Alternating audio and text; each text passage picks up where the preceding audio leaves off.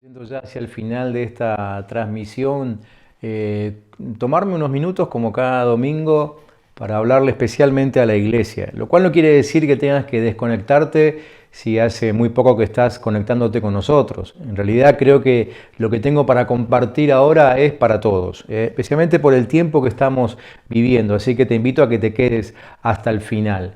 Pero como iglesia estamos tratando de focalizarnos, estar muy atentos a todo lo que Dios nos muestra. Este es un tiempo tan particular, tan distinto, que no podemos darnos el lujo de dar un solo paso sin escuchar la voz de Dios, sin saber qué es lo que viene, pero dictado por Él, ¿sí? Porque hoy por hoy, la verdad, bueno, como siempre nos pasó, hay muchas voces que se escuchan.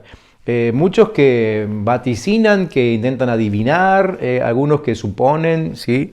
Pero la verdad que el único que sabe qué va a hacer del día de mañana, ese es Dios. Entonces, este es un tiempo en el cual no podemos darnos el lujo de caminar sin su palabra. Por eso nosotros insistimos tanto en su palabra a través de cada una de nuestras transmisiones. Y cuando no estamos transmitiendo también, porque durante la semana, con las fotos que ustedes vieron y las invitaciones que les hemos hecho a todos de participar de un grupo de crecimiento, de contención, hacemos exactamente lo mismo, porque es lo único que nos puede sostener en este tiempo. Jesús mismo dijo que íbamos a conocer la verdad y la verdad nos haría libres, ¿sí? Libres, es decir, de la situación que estemos atravesando. Cuando conocemos su palabra, su verdad, cuando lo conocemos a Él, a Jesús, que es la verdad, entonces es cuando disfrutamos de la libertad, aunque tengamos que quedarnos en casa. Entonces quiero compartir con ustedes unos pensamientos alrededor del capítulo 9 del libro de Hechos de los Apóstoles. En realidad venimos siguiendo como una serie, no fue planificado, pero salió así, está saliendo así, ¿no? ¿Por qué? Porque venimos siguiendo de los pasos a aquella iglesia primitiva, la primera iglesia, que salió de un encierro y todo lo que vivió a partir de ese encierro fue absolutamente novedoso. Y como nosotros sabemos que cuando salgamos del encierro no encontraremos la normalidad de antes, sino que habrá una nueva, necesitamos aprender, como decíamos recién, de lo que la palabra de Dios nos va enseñando. En Hechos capítulo 9, desde el versículo 20, se cuenta la historia, o mejor dicho, se continúa con la historia de Saulo, quien después se convirtiera en el apóstol Pablo, ¿sí? Comenzamos con esta historia el domingo pasado, si no me equivoco, o hace 2 domingos ya que venimos hablando de Saulo, y aquí continúa su historia, después de que él tuvo ese encuentro tan particular con Dios, en el cual, estuvo, dice la historia, 3 días sin ver nada, fue un shock para él, todas sus estructuras emocionales, de conocimiento, de sabiduría, de entrenamiento, todas se vinieron abajo, Dios lo confrontó y a partir de ahí nunca más fue el mismo, sobre todo porque había sido perseguidor de la iglesia, el más acérrimo perseguidor de la iglesia cuando la iglesia recién nacía. ¿Sí? Entonces ahora continúa esta historia contándonos que enseguida, después de ese suceso, Pablo comenzó a predicar en las sinagogas, donde afirmaba que Jesús era el Hijo de Dios. Todos los que lo oían predicar se quedaban atónitos y decían, ¿acaso no es este el que exterminaba en Jerusalén a los que invocaban el nombre de Jesús? ¿No es verdad que vino acá para aprehenderlos y llevarlos ante los principales sacerdotes? Pero Saulo iba cobrando más fuerza y confundía a los judíos que vivían en Damasco al demostrarles que Jesús era el Cristo. Después de algún tiempo los judíos se reunieron en consejo y resolvieron matarlo. Así que día y noche hacían guardia a la entrada de la ciudad para matarlo. Pero Pablo se enteró de sus planes y una noche los discípulos lo pusieron dentro de una canasta y lo bajaron por la muralla de la ciudad. Cuando Saulo llegó a Jerusalén tuvo la intención de reunirse con los discípulos, pero todos le tenían miedo porque no creían que fuera uno de ellos. Entonces Bernabé se encargó de llevar a Saulo ante los apóstoles y allí les contó cómo Saulo había visto al Señor en el camino, cómo había hablado con él y con qué valor había predicado en Damasco en el nombre de Jesús. Desde entonces, Pablo pudo quedarse en Jerusalén con los apóstoles. Y entraba y salía de la ciudad y hablaba con los griegos y debatía con ellos, pero estos trataban de matarlo. Cuando los hermanos supieron esto, lo llevaron hasta Cesarea y lo enviaron a Tarso. Mientras tanto, las iglesias en toda Judea, Galilea y Samaria vivían en paz y eran edificadas en el temor del Señor, y su número iba en aumento por la fuerza del Espíritu Santo. Pedro visitaba a todos los hermanos, así que también visitó a los santos que vivían en Lida. Allí había un hombre llamado Eneas, que tenía 8 años de estar en cama, pues era paralítico. Cuando Pedro lo vio, le dijo: Eneas, Jesucristo te ha sanado, levántate y arréglate. Y Eneas se levantó enseguida. Al ver esto, los habitantes de Lida y de Sarón se convirtieron al Señor. En Jope había una discípula llamada Tabita, es decir, Dorcas. Tabita siempre hacía muchas buenas obras y ayudaba mucho a la gente pobre, pero sucedió que en esos días se enfermó y murió. Entonces lavaron su cadáver y luego lo pusieron en una sala.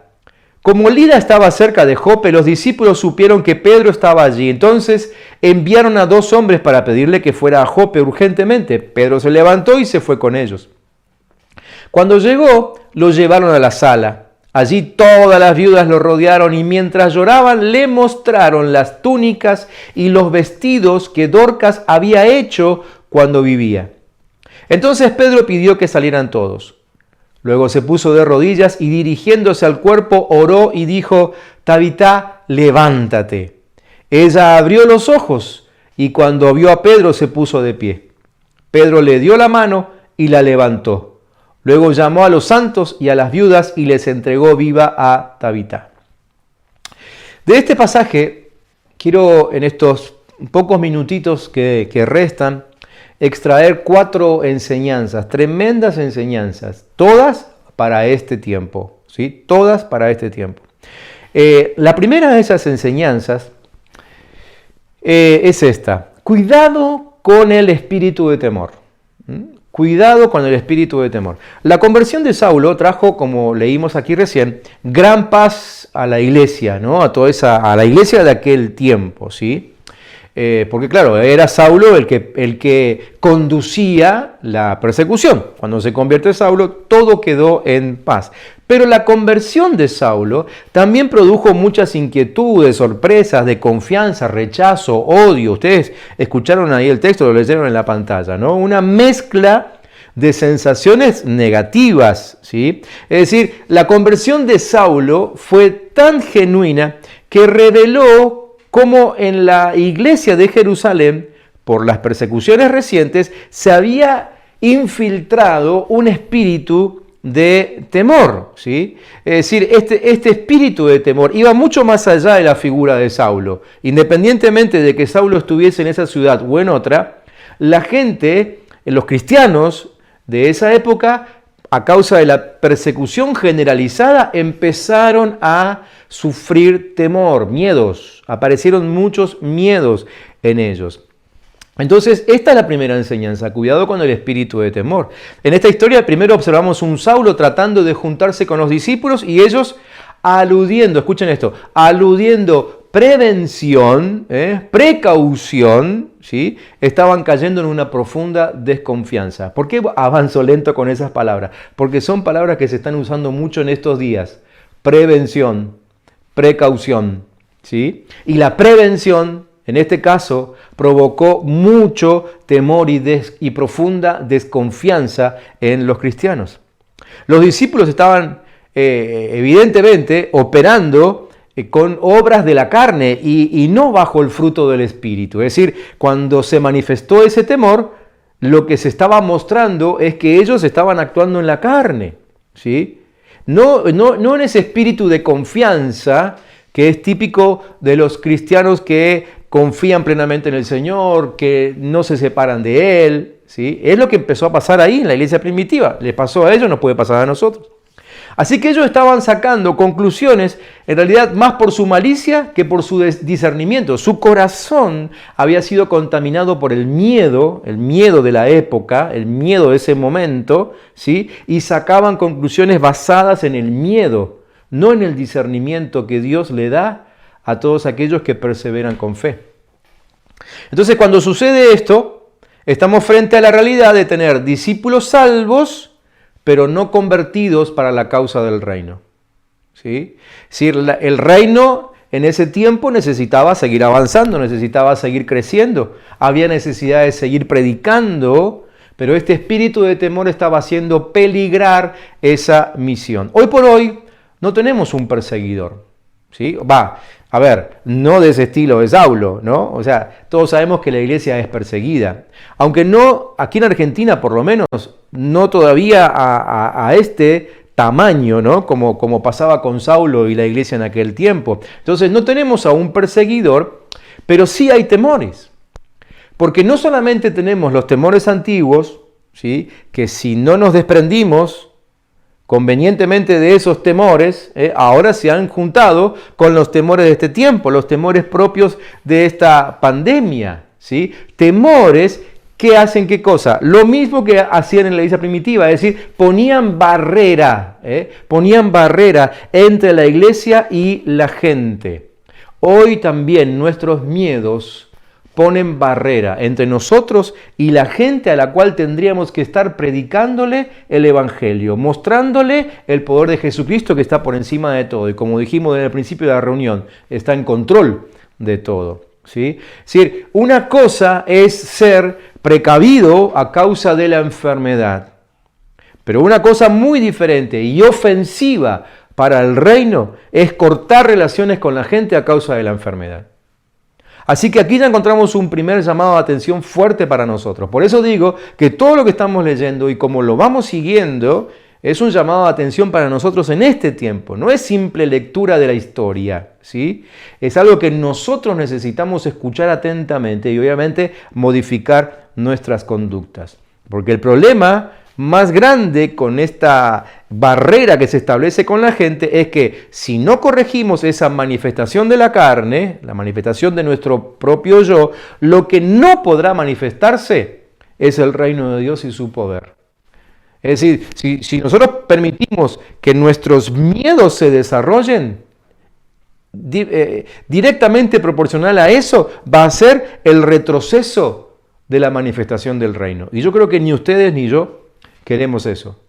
Comenzamos la reunión testificando del poder del reino en la vida de enfermos, en la vida de aquellos que soñaban con proyectos, etcétera, etcétera. Y no queremos que eso se pare, queremos que eso crezca, ¿sí? Que abunde entre nosotros. Pero si no controlamos nuestros miedos, o mejor dicho, renunciamos a ellos, ¿sí?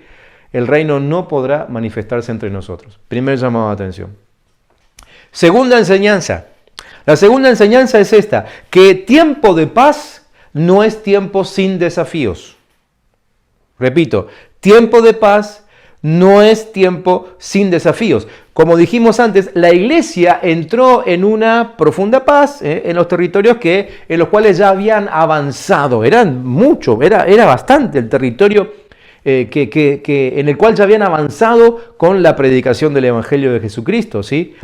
Pero esa paz que ellos alcanzaron en ese momento cuando Saulo se convierte, no los llevó a caer en la comodidad, sino que fue una paz que les sirvió para consolidar, crecer y fortalecerse en el espíritu hacia una nueva dimensión, ¿sí? Hacia una nueva dimensión. Este mensaje que te estoy predicando ahora se llama así, entrando en una nueva dimensión. Y yo creo que estamos a punto de entrar en una nueva dimensión como iglesia de Jesucristo. No solamente como iglesia al camino, sino como iglesia de Jesucristo en todo el planeta, ¿sí? Pero el entrar en esa nueva dimensión tiene que ver con que entendamos esta segunda lección. Tiempo de paz no es tiempo sin desafíos. Es decir, los desafíos continuarán como continuaron para ellos.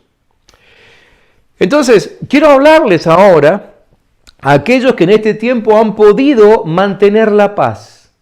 ¿Sí? Generalmente hablamos a aquellos que sufren, a aquellos que están angustiados con ansiedad. Ahora les quiero hablar en esta segunda enseñanza a los que han podido mantener la paz, aquellos que no tuvieron que cerrar sus negocios, a los que no fueron echados de sus trabajos, sino que aún fueron ascendidos.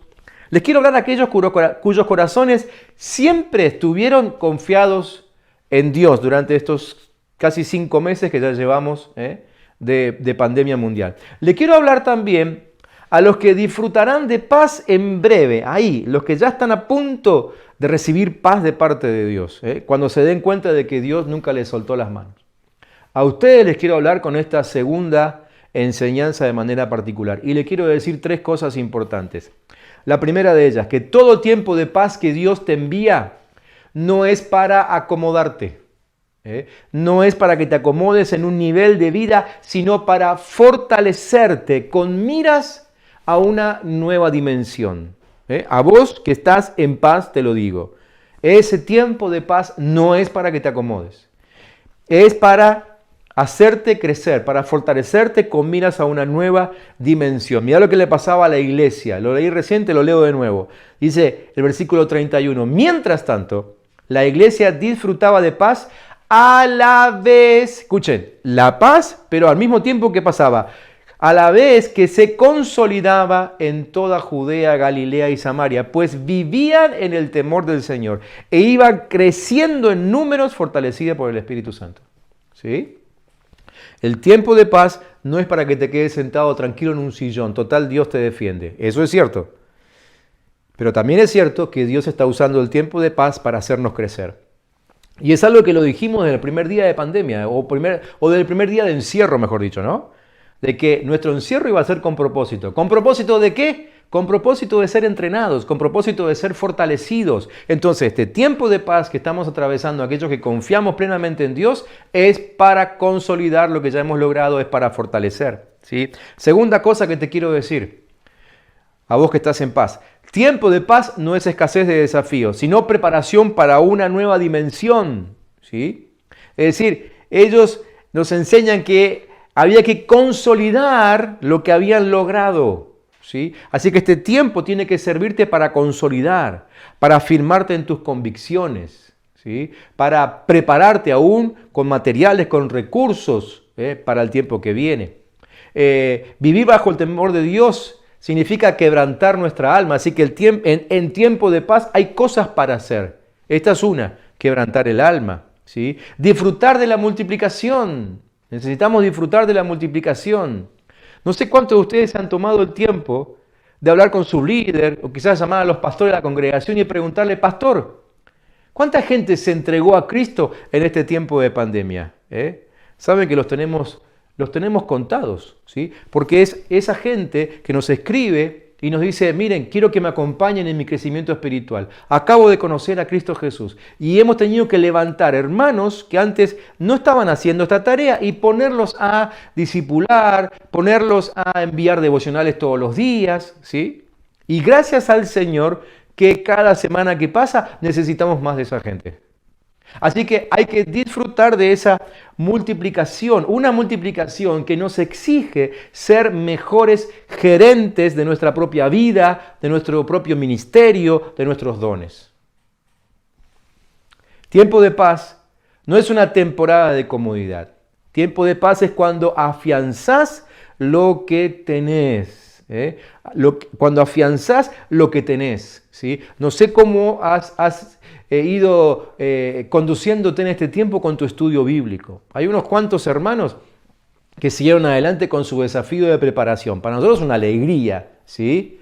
El otro día estaba revisando un poco los grupos de WhatsApp que tenemos de toda la gente que se está formando en alguna de nuestras escuelas. Y tenemos cerca de 300 hermanos, ¿sí? Que están siendo formados, que no han detenido su entrenamiento y su capacitación en este tiempo. La verdad que yo doy gloria a Dios, los felicito, pero también les invito a los demás a que se sumen porque este es tiempo de afianzar lo que tenemos y lo que hemos logrado. Todo esto que nos muestra la historia que les acabo de leer fue tan significativo que en los 2 milagros que aparecen al final del texto que te leí, se manifiesta y apuntan a dar este mismo mensaje, y aquí va la tercera gran lección que nos enseña ese pasaje. Y la tercera lección, la tercera enseñanza es esta, que somos sanos para corregir lo deficiente. Somos sanos para corregir lo deficiente, ¿sí? Cuando Pedro ora por ese personaje Eneas, que aparece ahí en la historia, para ser sano, usa una frase que anuncia lo que Dios estaba gestando en la vida de Eneas y la vida de toda la iglesia, porque por algo está ahí escrito como testimonio, ¿no? Y Pedro le dice: Eneas, Jesucristo te ha sanado, levántate y arréglate. Es decir, el mensaje es muy claro, ¿sí? El mensaje es muy claro. Es como que Pedro le estaba diciendo: ¿qué haces en cama? ¿Qué haces en pasividad? ¿Qué haces inmóvil siendo que Jesús te sanó? Claro, Eneas todavía no se había apropiado de la sanidad. Pero ¿cuándo lo sanó Jesús a Eneas? ¿Y cuándo te sanó a vos? ¿Y cuándo me sanó a mí? Cuando fue crucificado en la cruz. Ese día sanó a todos, ¿sí? Pero ¿en quiénes se manifiesta la salud? En aquellos que le creen, en aquellos que toman el desafío. Pedro estaba desafiando a Eneas ahora y le estaba diciendo: arriba y ponete manos a la obra. Eneas tomó el desafío, se dio cuenta, reconoció que Jesucristo lo había sanado y se levantó inmediatamente, y dice el texto que comenzó a servir, ¿sí? Entonces la tercera enseñanza, que es para todos, es esta: tengamos en cuenta que Jesucristo nos sanó no para que nos quedemos en pasividad, no para que nos quedemos tirados en la cama o en el sillón o en la posición en la que estemos, que refleja una posición emocional, una posición espiritual, sino que esa sanidad que recibimos, esa libertad en el espíritu que recibimos, es para que ahora le sirvamos y extendamos su reino, ¿sí? Proclamemos su evangelio y ayudemos a que otros también se enteren de esa salud que recibieron, ¿sí? Y se pongan en pie, como sucedió con Eneas y con tantos otros. El mensaje que no debemos olvidar es esto: los levanto, Dios te dice esto: los levanto para que nunca más se acomoden en la enfermedad y que corrijan lo deficiente. En este tiempo de preocupación, en este tiempo de incertidumbre, en este tiempo de dolor, en un tiempo de muerte, sí, porque las noticias de muerte todos los días las tenemos, ¿sí? Presente, ¿sí? Y nos asustan, como decíamos al principio. Pero en este tiempo tan difícil, Dios te dice: te levanto para que nunca más te acomodes, ¿sí? Nunca más te acomodes en la enfermedad, en el dolor, en la angustia, y que salgas a corregir lo que está torcido, lo que está deficiente ahí en el mundo. Cuarta y última enseñanza. La cuarta enseñanza de esta historia, de este pasaje, es: no te acomodes a los viejos logros. No te acomodes a los viejos logros. El milagro que ocurre en Tabita, en esta mujer que era tan conocida en el pueblo por sus obras de beneficencia, ¿sí? Ahí dice la historia que ella hacía ropa, tejido, etcétera, etcétera, para servir a la gente del pueblo, ¿sí? Tenemos otro mensaje para nosotros hoy aquí. El escenario en esa casa, en la casa de esta mujer que había fallecido, era de puros recuerdos, ¿no? Yo me imagino la escena. Deben haber armado ahí. Dice que el cuerpo de la difunta estaba en una sala, pero ahí también estaban expuestos los tejidos de ella, los vestidos que ella había hecho. Así que era como entrar en una especie de museo, ¿no es cierto?, que recordaba las obras de esta mujer, ¿sí? Es decir, el escenario era un escenario de puros recuerdos, recuerdos del pasado, logros del pasado, que por supuesto que fueron buenos logros. Por supuesto que fueron buenos logros, pero esos buenos logros del pasado impedían a toda esa gente ver la nueva dimensión que se estaba acercando. Una nueva dimensión de milagros, que ahora Pedro les va a presentar en cuestión de minutitos nada más. A ellos, ahí en la historia, se lo va a presentar. Tabita, esta mujer, Dorcas, ¿sí? Tabita en hebreo, Dorcas en griego, se levantó y entró en esa nueva dimensión, ¿sí? Y no fue la misma Dorcas, porque aunque Dorcas antes servía a la ciudad, servía al pueblo, su servicio ahora fue transformado. Fue otro servicio, fue un servicio en una nueva dimensión, ¿sí? Entonces, especialmente a los hermanos de la congregación, aquellos que hace tiempo conocen a Cristo Jesús, les digo esto, esta cuarta enseñanza: no te acomodes en tus viejos logros, ¿sí? Queridos, Dios nos estuvo trabajando como iglesia y no nos va a dejar pasar vergüenza, ni nos va a deshonrar, ni nos va a dejar perecer, ni nos vamos a estancar, sino que yo creo que en este tiempo nos vamos a multiplicar como nunca antes. De hecho, en estos pocos meses del año se ha acercado a la congregación, mejor dicho, al Señor Jesucristo, más gente que en cualquier otro momento de la historia de la iglesia. ¿Sí? Entonces, cuidemos de no perder el objetivo en lo que hacemos. Recordemos que estamos para servir al Señor, para extender el reino, para ser discípulos. No perdamos el objetivo, que la situación actual que se está viviendo en el mundo no nos desenfoque. A ver, dije recién situación actual del mundo, pero a lo mejor a vos te preocupa la situación dentro de tu familia. A lo mejor te preocupa la situación de tu vecino de al lado que está contagiado, ¿sí? De un amigo que está grave, un familiar por el cual estás orando. Bueno, que la situación no te desenfoque de la predicación, del discipulado, del servicio a nuestra ciudad. Por favor, no te desenfoques. No te tires a la pasividad. Mantenete en pie y predicando a Jesucristo, porque este es un tiempo donde la predicación tiene una oportunidad como nunca antes. Por lo menos nunca en nuestra generación como nunca antes. No dejemos de predicar y de extender el reino. Quitémonos los miedos de encima. Levantémonos de toda pasividad. ¿Sí? Tomemos el desafío del Señor. ¿Sí? Dejemos atrás los buenos logros del pasado y procuremos buenos logros de los que Dios ha pensado para este tiempo. El reino de Dios es imparable. El reino de Dios es imparable. Nos gusta, siempre nos gustó repetir aquella enseñanza de Jesús cuando Él nos dijo que las puertas del infierno no prevalecerían contra la iglesia. ¿Se acuerdan de ese texto? ¿Sí? Un texto que dice que la iglesia avanza y las puertas del infierno caen, son derribadas. Bueno, este es el tiempo de demostrar que creemos esa palabra. Porque el reino es imparable. El reino de Dios es imparable y las puertas del infierno no van a prevalecer. Mantenete firme, mantenete enfocado. Por favor, no te bajes del tren, no te bajes de esto que estamos viviendo juntos como iglesia de Jesucristo en todo el mundo. Quisiera que tomemos un tiempo de oración. Todavía no termino, pero quisiera orar aquí.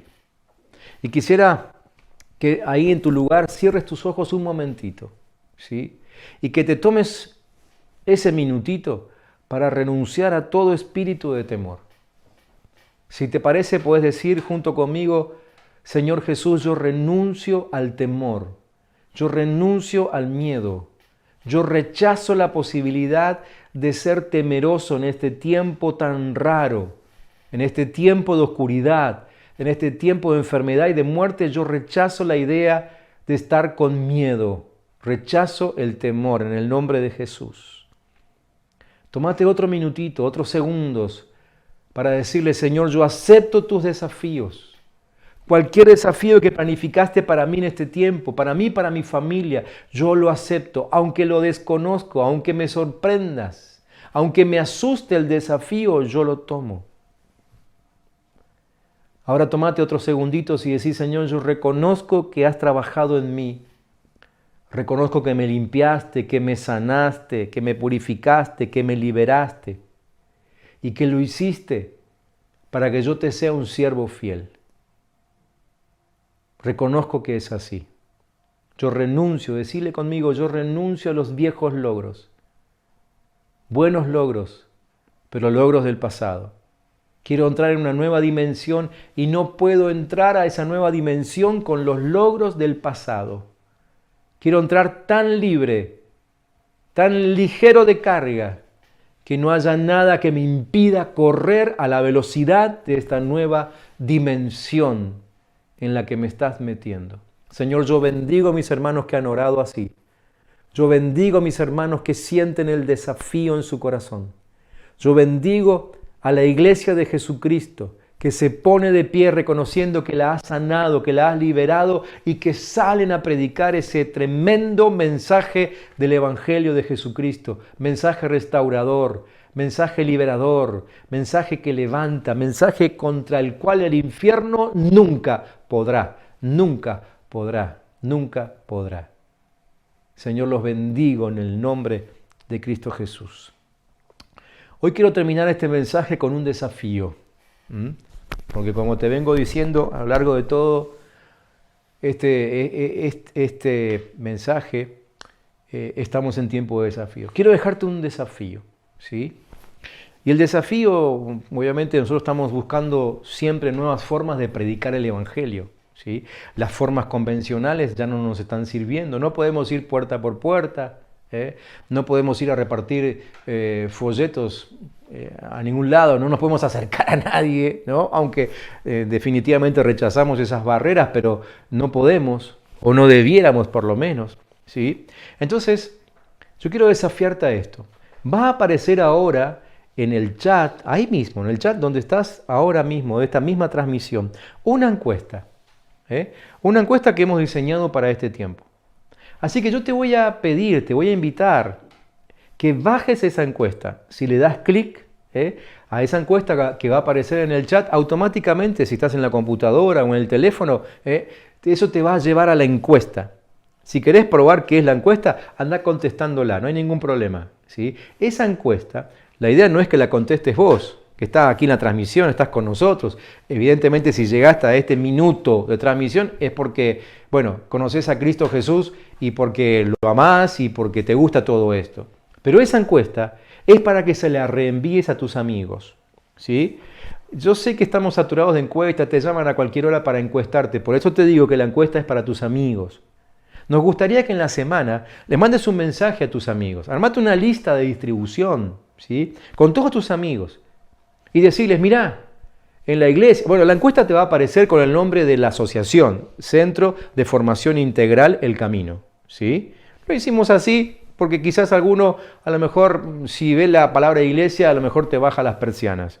Centro de Formación Integral El Camino, que es el nombre de nuestra asociación, ¿sí? Entonces decirle, mirá, soy parte de la asociación del Centro de Formación Integral y estamos haciendo una encuesta. Breve, te va a llevar 3 minutos, literalmente, 3 minutos responderla. Así que le mandás el texto y a continuación le mandás ese link que te estás bajando ahora del chat. Cuando la persona se meta en el link, automáticamente la respuesta a las preguntas que están ahí en la encuesta nos van a llegar a nosotros y nos van a permitir hacerle un seguimiento a tu amigo, a tu familiar, no sé, quizás sea tu jefe con el cual tengas confianza, o un compañero de trabajo al que le mandaste el link, ¿sí? Y esta encuesta va a salir como si fuese, ¿vieron? Como cuando el pescador no arroja la caña y la línea, sino que arroja la red, ¿sí? Va a ser como la iglesia arrojando la red así. Impresionante, yo me lo imagino y ya se me pone la piel de gallina, ¿no? Y eso que soy de Boca. Pero arrojamos la red, ¿sí? Así para pescar, ¿sí? Y cada una de esas personas que hagan la encuesta, ¿sí? Nos va a llegar el contacto a nosotros, a nuestras oficinas, ¿sí? Y vamos a poder hacerle el seguimiento y acompañarlo espiritualmente. Y vamos a estar orando especialmente para que ese tu amigo, ese tu familiar, conozca a Cristo en este tiempo. La misma encuesta la vamos a mandar mañana por los grupos de WhatsApp. Así que si ahora te cuesta un poco ahí en el chat o estás en un teléfono y no ves bien, quédate tranquilo. Mañana a través de los grupos de crecimiento de la iglesia vamos a estar enviando también esta encuesta, ¿sí? Para que puedas enviársela a tus amigos, a tus familiares y que el Evangelio siga corriendo. Me gustaría que ahora te tomes un minutito especial para ver y escuchar el video que te vamos a presentar ahora, ¿sí? Que sea estos últimos minutitos como minutitos de reflexión, y que escuches la letra de esta canción, porque queremos terminar esta transmisión como empezamos, declarando que Dios tiene todo bajo control. Y después de hacerte este desafío esta noche y de predicarte este mensaje, te queremos recordar que Dios está en control. No tengas miedo a los desafíos. Anímate. Dios te va a respaldar.